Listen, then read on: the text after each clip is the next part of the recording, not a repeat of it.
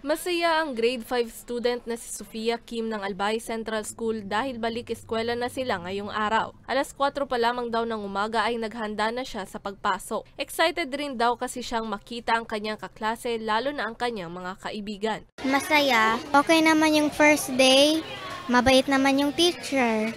Base sa datos ng Department of Education Bicol, ngayong araw ay umabot na sa 1,129,130 ang bilang ng enrollees sa buong rehiyon. 252,369 ang naitalang enrollees sa Camarines Sur, 180,127 sa Albay, 158,170 sa Masbate, 138,818 sa Sorsogon, 136,616 sa Camarines Norte at 28,321 sa Catanduanes.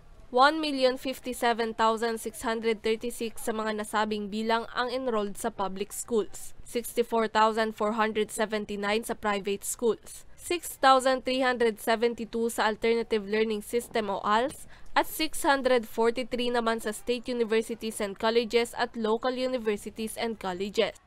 By observation lang sa mga schools, parang very very orderly, very maayos, organized ang ating mga eskwelahan, and parang kung ano yung talagang target natin na dapat on the first day of classes mag-start din ang classroom activities. So may mga ongoing lectures na kaagad at wala nang naabala pa to prepare or to clean kung ano pa man because napaghandaan na natin yan sa Brigada Eskwela. Ayon pa sa kagawaran, patuloy pa din naman silang tatanggap ng enrollees kahit pasukan na pero hanggang ngayong buwan na lamang.